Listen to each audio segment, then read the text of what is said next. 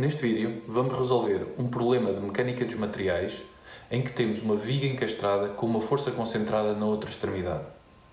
E pretende-se calcular a tensão normal máxima no plano AA, que passa a 1 metro do encastramento. Olá, o meu nome é Luís Ferreira e estou aqui para vos ajudar a resolver este problema de mecânica dos materiais. Neste exercício temos uma viga encastrada com uma carga concentrada aplicada na outra extremidade. Pretende-se calcular a tensão normal máxima que passa no plano AA. Ter em conta que este perfil é composto por vários perfis diferentes normalizados, o que nos vai obrigar a calcular o momento de inércia do perfil. Vamos agora resolver um exercício onde se pretende calcular a tensão normal máxima que ocorre no plano AA. Note-se que temos uma viga encastrada e este plano AA está a 1 metro de distância do encastramento. Na outra extremidade temos uma força aplicada de 2,6 kN em que eu já decompus nos seus eixos de x e de y. Os passos para a resolução deste exercício constam de calcular o momento de inércia do perfil, calcular o momento fletor máximo no plano AA e, finalmente, calcular a tensão normal máxima que ocorre no plano AA. O nosso perfil não é um perfil normalizado, portanto, as propriedades geométricas deste perfil não estão disponíveis em tabelas.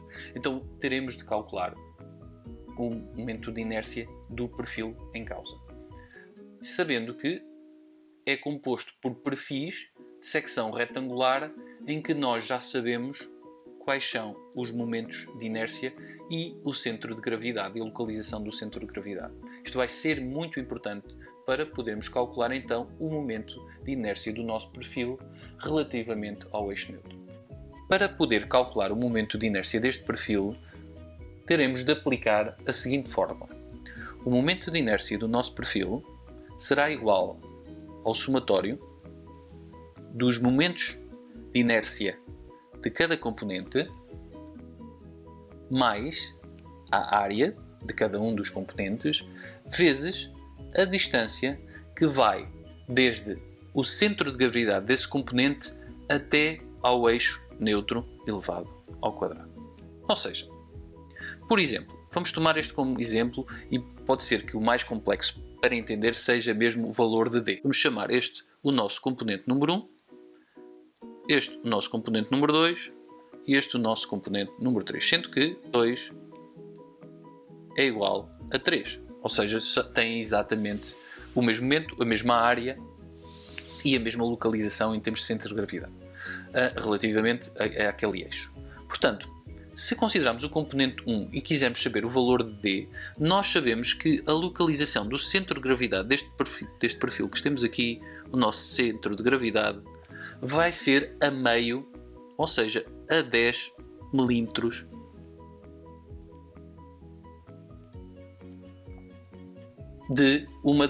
quer ou da superfície superior ou da superfície inferior.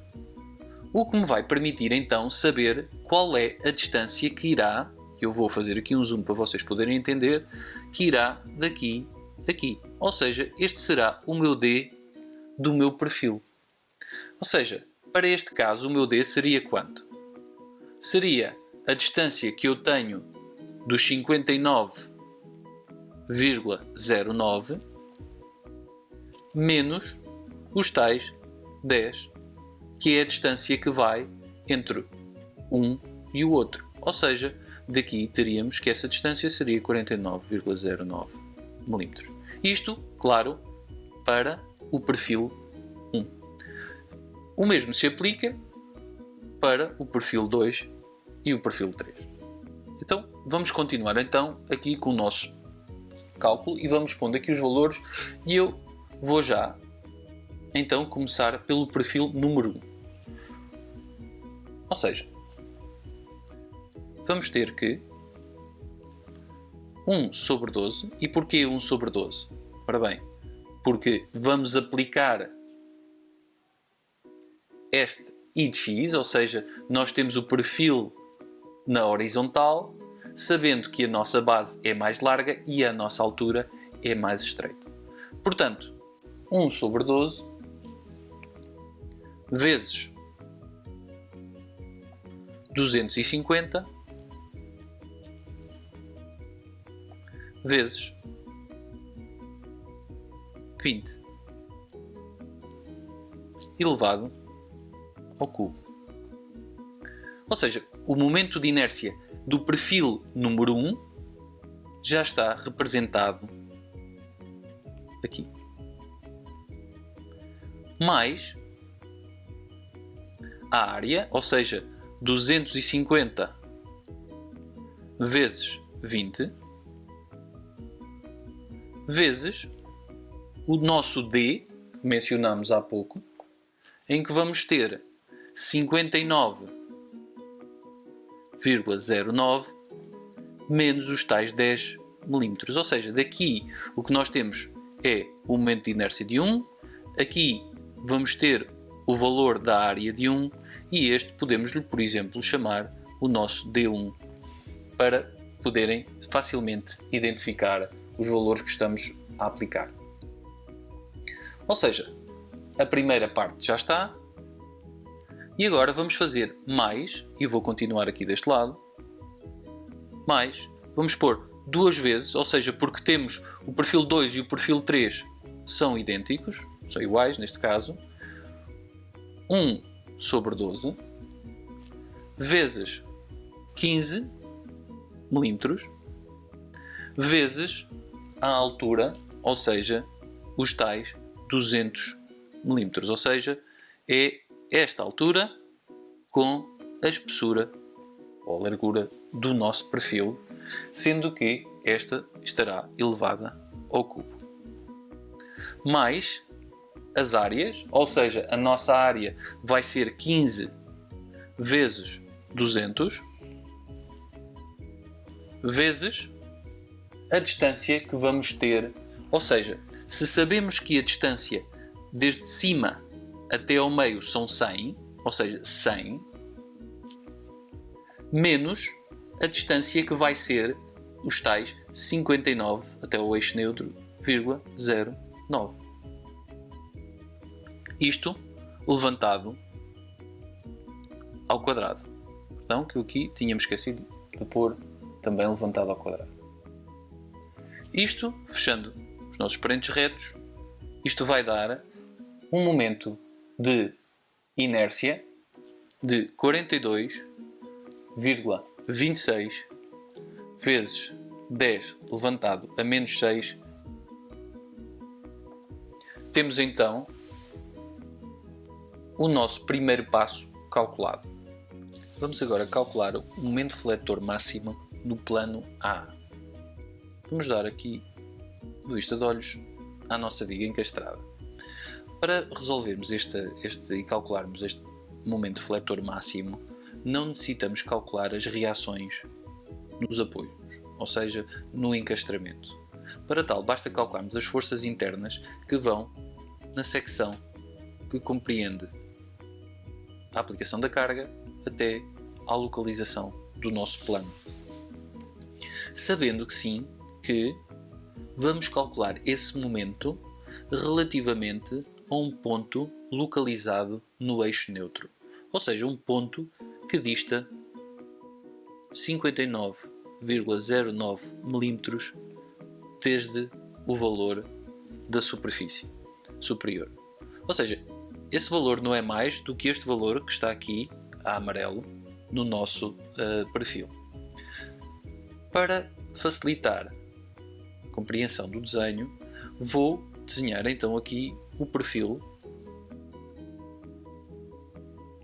até, ou seja, com a secção até aos 2 metros.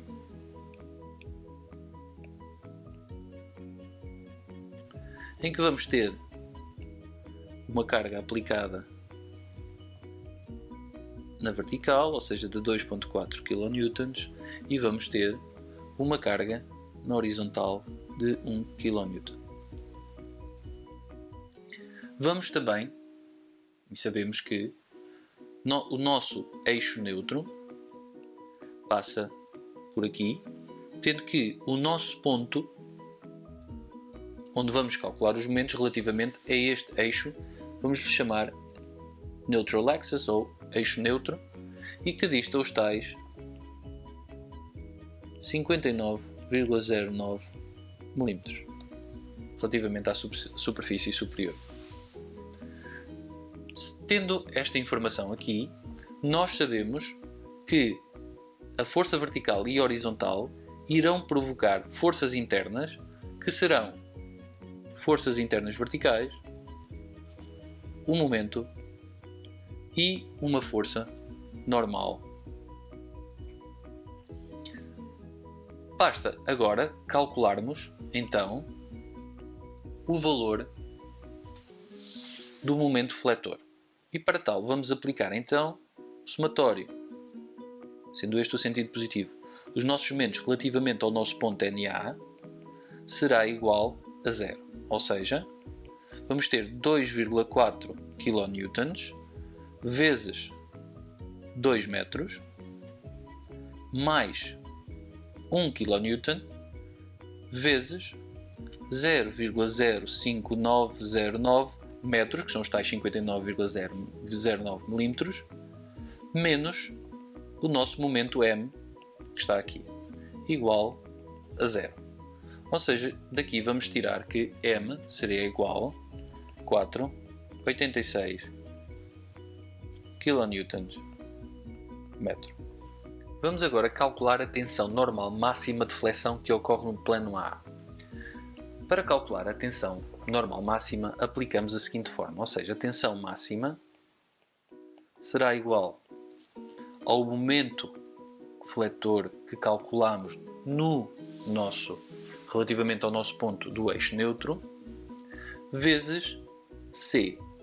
Este valor de C não é mais que a distância máxima relativa do nosso perfil ao eixo neutro. Ora bem, se olharmos aqui para o nosso perfil, nós sabemos que o eixo neutro está localizado na horizontal, onde está esta seta vermelha apontada aqui. E sabemos que a maior distância vai entre a base, ou seja, a parte de baixo, até ao eixo neutro. Porque a distância que vai desde a parte de cima, a face superior, até o eixo neutro, é mais pequena. Portanto, o nosso valor de C há de ser estes 200 milímetros menos a distância de 59,09 que está aqui a amarelo. Ou seja, este menos o valor de este. E o momento de inércia que nós já calculamos também do nosso perfil. Ou seja, isto vai ser 4,86 vezes 0,2, que são os tais 200 milímetros, 0,2 metros, menos 0,05909, a dividir por os 42,26 vezes 10 levantado a menos 6, que é o nosso momento de inércia. Ou seja, o que nós vamos agora obter é o valor da tensão máxima, que nos irá dar aproximadamente 16,2 megapascais. E com isto finalizamos a resolução do nosso exercício. Se quiserem deixar nos comentários alguma dúvida ou questão, estarei ao vosso dispor para as responder. Se gostaste do vídeo, por favor, faz thumbs up e subscreve o canal. Obrigado e até à próxima.